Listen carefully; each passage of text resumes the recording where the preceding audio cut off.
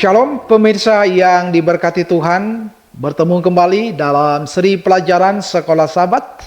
Untuk itu kita berdoa. Bapa kami di dalam sorga, terpujilah namamu atas kebesaranmu, kasih karuniamu nyata dalam kehidupan kami. Bapa di sorga, kesempatan ini kami senang untuk mendengarkan firman-Mu. Berkati kami, urapi kami dengan Roh Kudus-Mu, agar firman ini boleh kami pahami dan lakukan dalam kehidupan kami. Terpujilah namamu ya Tuhan, dalam nama Yesus berdoa. Amin. Pelajaran Sekolah Sabat hari Jumat 23 Februari 2024. Pendalaman. Di zaman modern ini, memperoleh kebijaksanaan tampaknya tidak begitu diinginkan seperti mencapai kebahagiaan. Orang lebih suka bahagia daripada bijak.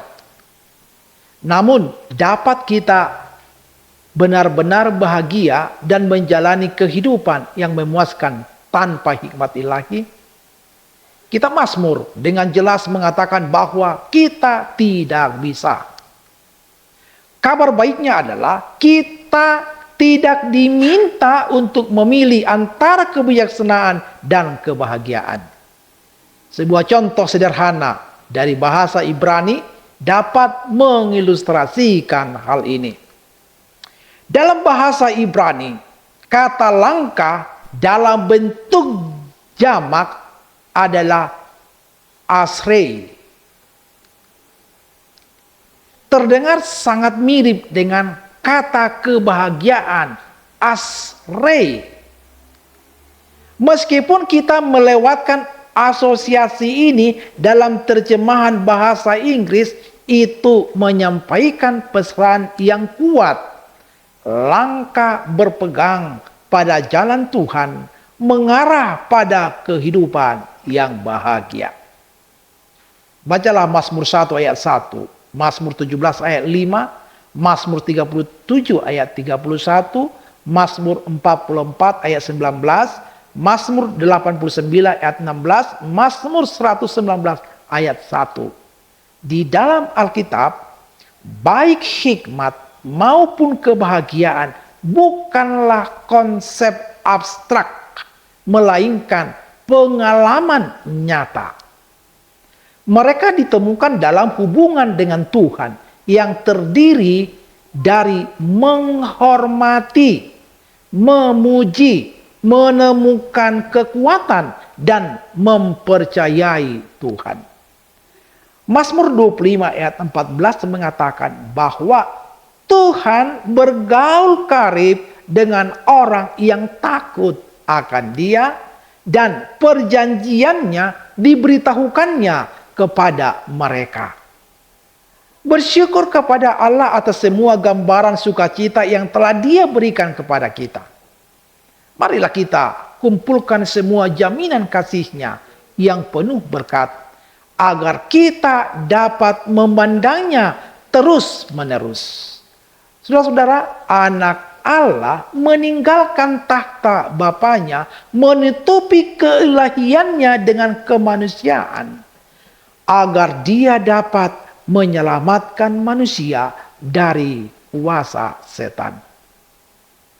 Kemenangannya atas nama kita membuka pintu sorga bagi manusia, mengungkapkan kehadirannya kepada penglihatan manusia, di mana Allah menyiapkan kemuliaannya.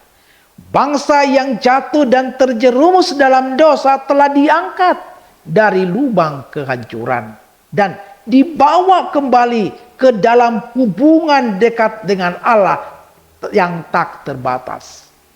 Dan setelah kita melewati ujian ilahi melalui iman kita pada Sang Penebus, kita akan dipakaikan jubah kebenaran Kristus dan ditinggikan di atas tahta Kristus.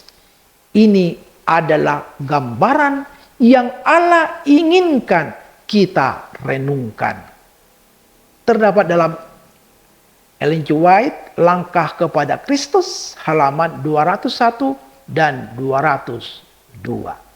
Sekarang, pertanyaan-pertanyaan untuk diskusi. Yang pertama, bagaimanakah firman Tuhan dapat menjadi sumber kesenangan seseorang dan bukan hanya pengajaran?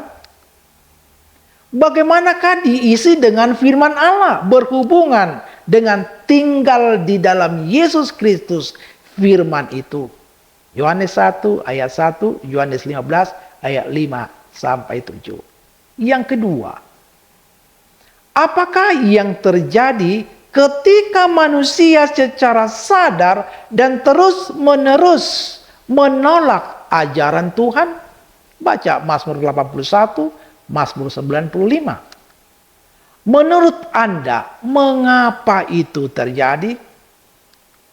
Dan yang ketiga, mengapa jalan orang fasik terkadang tampak lebih diinginkan daripada nasihat orang benar?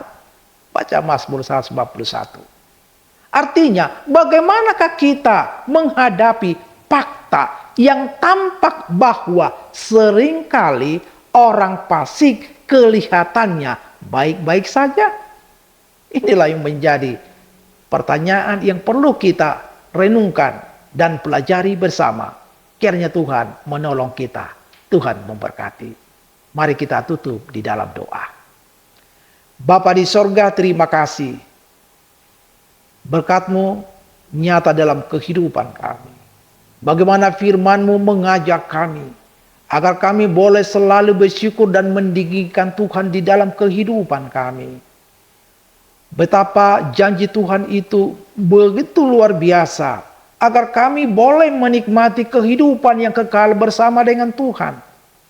Sementara kami hidup di dunia ini, banyak tantangan yang kami harus hadapi, tapi jaminan Tuhan pasti, Roh Kudus akan menuntun perjalanan hidup kami, sehingga kami berjalan di dalam kebenaran Tuhan. Terima kasih Bapa di sorga. Kami serahkan kehidupan kami di tangan-Mu. Tuntun dan peliharalah hidup kami. Biarlah apa yang kami kerjakan, Tuhan boleh buat itu berhasil. Dan kami dapat merasakan damai sejahtera Tuhan nyata dalam kehidupan kami. Terima kasih Bapa di sorga. Ampuni dosa kami. Di dalam nama Yesus kami berdoa. Amin.